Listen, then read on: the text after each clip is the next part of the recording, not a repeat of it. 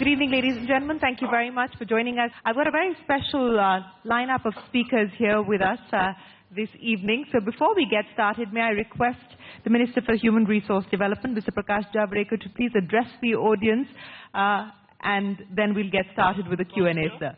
I'm very happy to be here with all of you because this is a real think tank. And as far as education, my convictions are very clear. Once upon a time, India was 1/3 of the world trade and 1/4 of the world GDP. Why? Because those times we had Nalandas, Takshashilas, Vikramshilas, the best of the universities. So my first proposition is that only those nations prosper where there are best universities and who do research and innovation. That is the real sustainable formula for development of the country. Thank you very much, Mr. Javadekar. I think that's a good note to get started as we discuss the roadmap to be able to achieve double-digit growth for India. And I think education is an important pillar to be able to achieve that. I'm going to pick up on some of the specific issues that you raised, sir. And you're absolutely right. Right to education became a lot about enrollment as opposed to the quality of education and the quality of learning.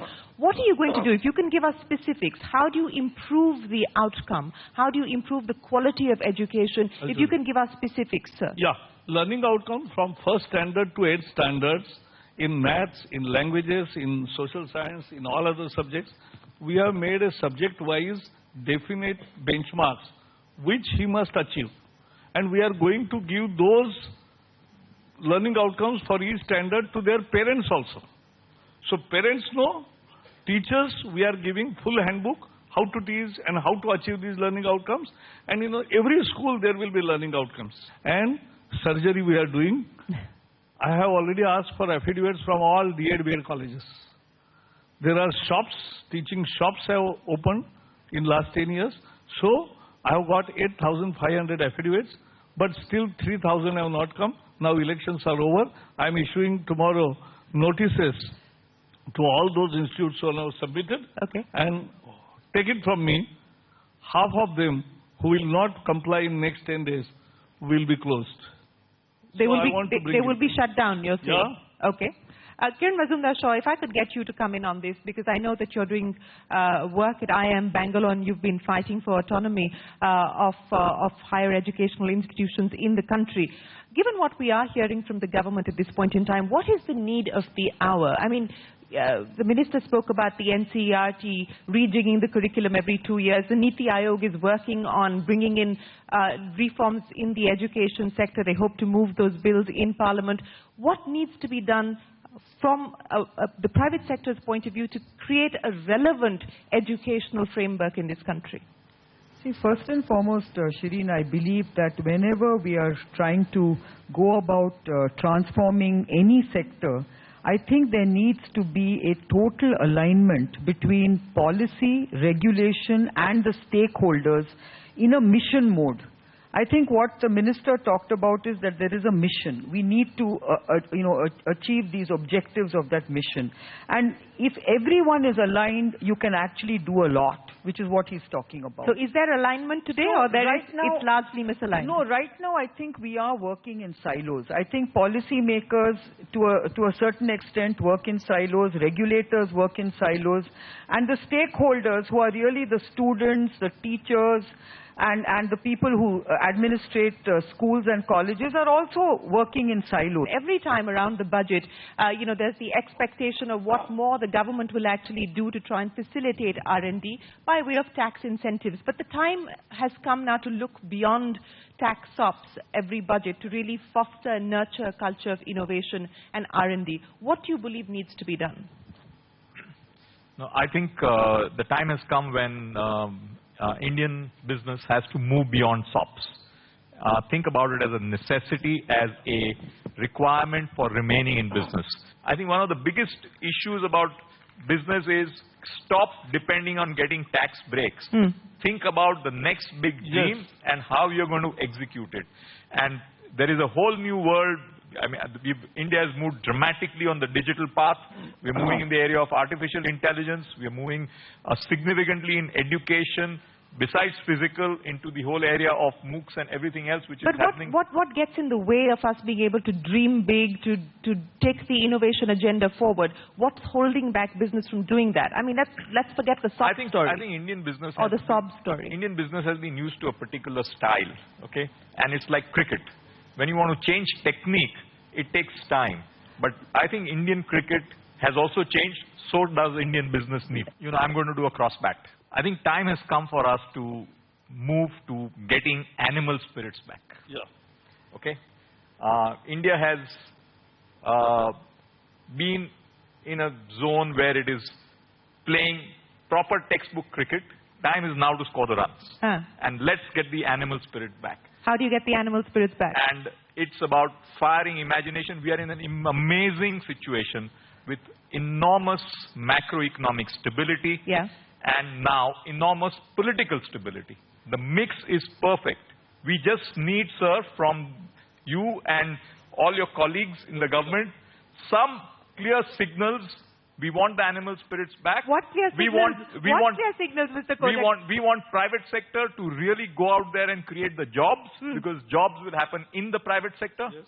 And we care. No, but what are the clear signals? You just spoke about the macroeconomic stability, the political stability. So what signals do you want from the government to get the animal spirits back? The clear signals are, we encourage private sector to go out and take the risks, we will back it. I think there is also a challenge in the banking sector which needs to be addressed head-on. What would you like the government to do about the NPA problem? I think the government can do a lot of things. I think maybe the right person to answer is the government itself. Well, I don't know if it's the right minister to answer that question, but Mr. Javadekar, you want to take a shot at that, sir? No, but one thing is very clear. Our roadmap for even addressing the very vexed issue of NPA is also clearly mentioned in the budget.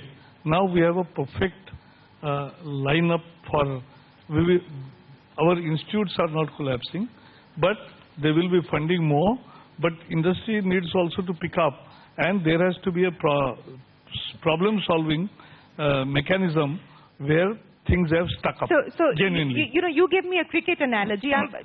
This is tennis, sir. You're saying we need the government to give us signals. The government is saying we need the private sector to get moving. So this is like you're walling the ball to him. No, it's not back to you. It's not walling. It's a joint play. You can't play to the wall.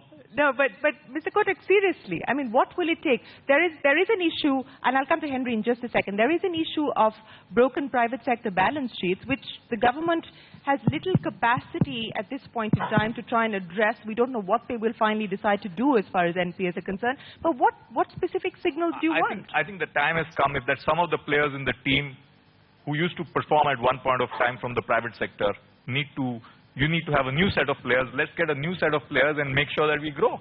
And I think that's the time has come. And many of us in business have to really say, we have to really move on our side. And I can say, as a private sector banker, we are ready to go out there, take some more calculated risks, focus on going out there and lending to help the economy grow, while the public sector banks and others sort themselves out.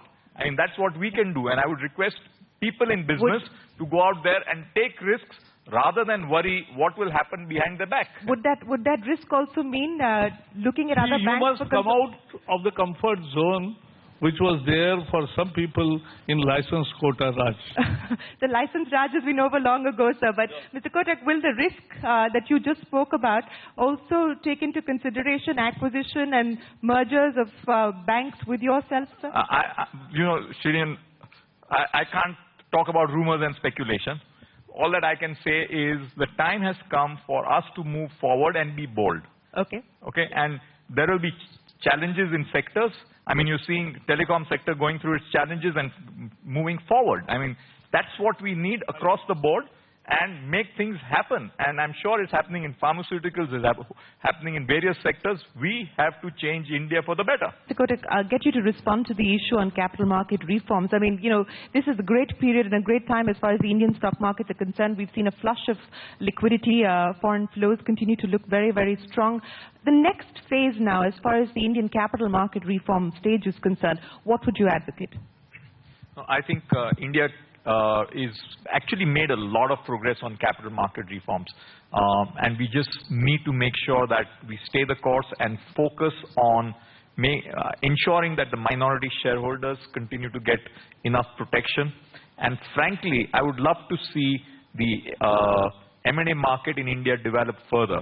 And maybe a time has come where we should see some hostile takeovers as well. We've not seen them for a long time in this country.